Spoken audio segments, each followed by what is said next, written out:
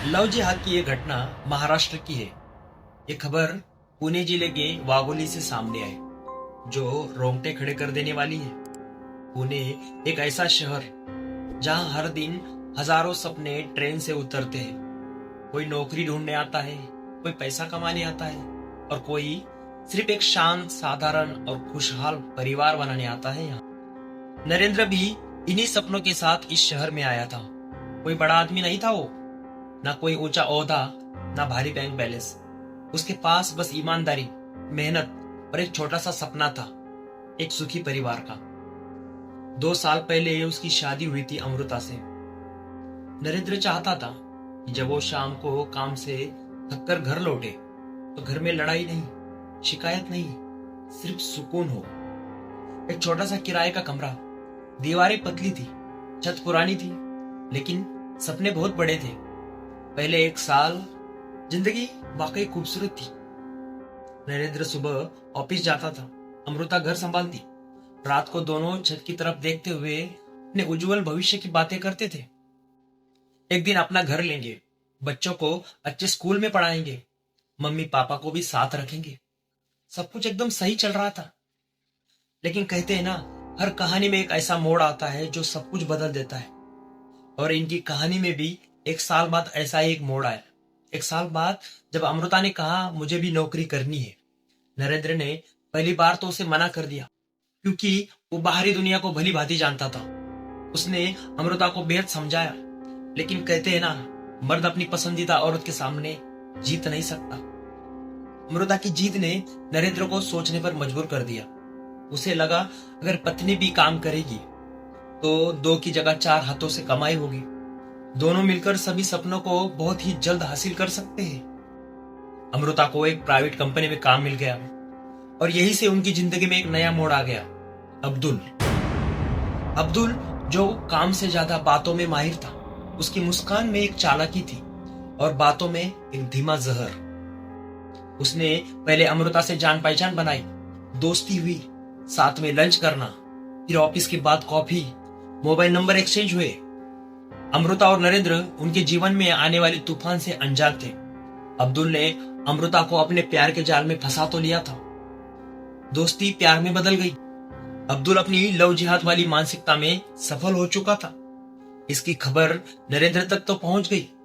नरेंद्र ने अमृता को समझाया, उसे काम पर जाने से भी उसने मना कर दिया, लेकिन अमृता के आंखों पर तो प्यार की पट्टी बंधी हुई थी। धीरे धीरे अमृता बदलने लगी। अब वो पहले जैसी नहीं रही। छोटी छोटी बातों पर चिढ़ने लगी। फोन हमेशा उसका साइलेंट पर रहने लगा। रात को वो नरेंद्र से ज्यादा फोन को समय देने लगी थी। एक दिन नरेंद्र ने अब्दुल के बारे में पूछा, बस पूछा ही था। दोनों में एक तूफान झगड़ा हो गया। अमृता चिल्लाई, तुम मुझ पर शक करते हो? तो नरेंद्र चुप हो गया, क्योंकि कभी कभी चुप रहना भी रिश्तों को बचाने की आखिरी कोशिश होती है। दोनों के बीच रोज कहासुनी होने लगी। रोज रोज के झगड़े से तंग आकर एक दिन अमृता ने साफ साफ कह दिया, अब मैं तुम्हारे साथ नहीं रह सकती, बस बहुत हो गया। और वो घर छोड़कर चली गई। लेकिन वो घर छोड़कर अपने मायके नहीं गई, ना किसी रिश्तेदार के पास, ना किसी दोस्त के पास। वो सीधा अब्दुल के फ्लैट पर गई और वहां उसके साथ रहने लगी, लिव इन रिलेशनशिप में। 3 महीनों तक वो अपना पति जिंदा रहते हुए एक अकेले लड़के के साथ रहने लगी। दोनों बाइक पर साथ में शहर में घूमने लगे, एक बिंदास लाइफ जीने लगे थे। नरेंद्र को जब ये पता चला उसकी पत्नी किसी और की बाहों में सोती है, किसी और को चिपक कर बाइक से पूरे शहर में घूमती है, जब उसने ये देखा तो नरेंद्र अंदर से पूरी तरह टूट चुका था। समाज ने भी उसे दोषी ठहराया। रिश्तेदार तो यहां तक बोलने लगे कि एक मर्द होकर अपनी बीवी तक नहीं संभाल पाया। दोस्तों ने भी उसका मजाक बनाया। मोहल्ले में फुसफुसाहट होने लगी। उसका आत्मसम्मान दिन ब दिन हर दिन थोड़ा थोड़ा थोड़ा मरता गया। वही दूसरी ओर अब्दुल ने अमृता से शादी के गहने लाने के लिए दबाव बनाया। चलो यहाँ पर तो हम अब्दुल के प्यार को स्वीकार भी कर लेते, लेकिन अभी गहने किस लिए? किस लिए चाहिए थे गहने? ये यहाँ पर अब्दुल की लव जिहाद वाली मानसिकता को आप अनदेखा नहीं कर सकते। अमृता ने अब्दुल के कहने पर नरेंद्र को कॉल किया और कहा, मेरे शादी के गहने दे दो। नरेंद्र ये सुनकर सुन्न हो गया, क्योंकि वो गहने सिर्फ सोना नहीं थे, वो उसकी माँ की निशानी थे, उसके पिता की जिंदगी भर की मेहनत थी और उसकी शादी की वो आखिरी निशानी भी थी। नरेंद्र ने गहने देने से मना कर दिया। बार बार गहनों की मांग होती रही।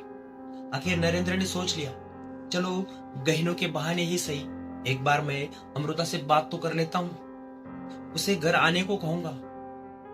और उसने गहने ले जाने के लिए अमृता को घर बुलाया। लेकिन ये सब सुनकर अब्दुल ने अमृता को उसके घर जाने से मना कर दिया और किसी पब्लिक प्लेस में मिलने का डिसाइड हुआ।